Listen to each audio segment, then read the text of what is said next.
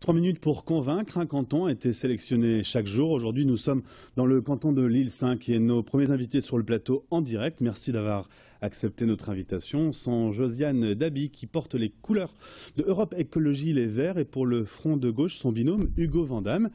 À vous, donc, vous avez 3 minutes pour présenter votre programme et pour convaincre. D'accord. Bonjour à vous. Donc, les enjeux de cette élection, pour nous, c'est mener une politique qui réponde aux besoins des citoyens, obtenir des moyens pour mener ces politiques et enfin donner de l'espoir là où règne complètement le découragement. Alors, en effet, comme le disait Josiane à l'instant, l'abstention est toujours plus fort à chaque élection. On l'a vu aux dernières cantonales, 31% de participation sur le canton équivalent au canton de l'Île 5. Et c'est pour cette raison aussi que Europe Écologie Les Verts et le Front de Gauche font le choix ensemble et avec de nombreux autres citoyens impliqués dans des associations ou dans le champ syndical de s'unir pour porter ensemble une alternative à gauche, une alternative crédible et audacieuse. À travers nos propositions qui nous semblent répondre aux besoins des citoyens et répondre aux urgences sociales et climatiques, nous faisons le choix de l'économie sociale et solidaire.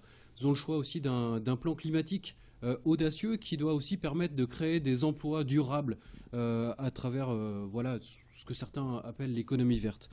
C'est aussi transformer les pratiques de concertation et de participation des habitants, notamment à travers des conseils de concertation, que ce soit des conseils d'usagers, par exemple en ce qui concerne les allocataires du RSA.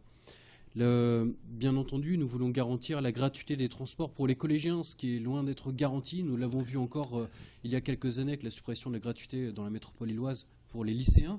Mais c'est aussi, par exemple, la création d'un pôle public de l'autonomie. Toutes ces propositions visent à donner davantage d'efficacité dans le champ d'action du département au service des citoyens. Et ensuite, plus largement, dans notre manière de faire de la politique et à travers nos candidatures, c'est aussi des citoyens. Il se trouve que nous sommes des salariés ou des demandeurs d'emploi, des personnes qui connaissent la vie de tous les jours et qui, quelque part, essayent de répondre aussi à cette insatisfaction de voir des personnes très éloignées de ce que vivent les citoyens, de ce que vivent les habitants.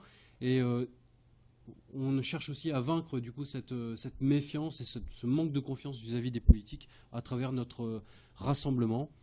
Et nous invitons aussi chacun à pouvoir mieux comprendre nos propositions et la dynamique que nous cherchons à porter ensemble à travers notre meeting qui se déroulera le 17 mars prochain à la Halle au Sucre à 19 h à Lille. Très bien, merci beaucoup. On rappelle que le vote aura lieu pour le premier tour le dimanche 22 mars. Il faut voter, c'est un acte citoyen.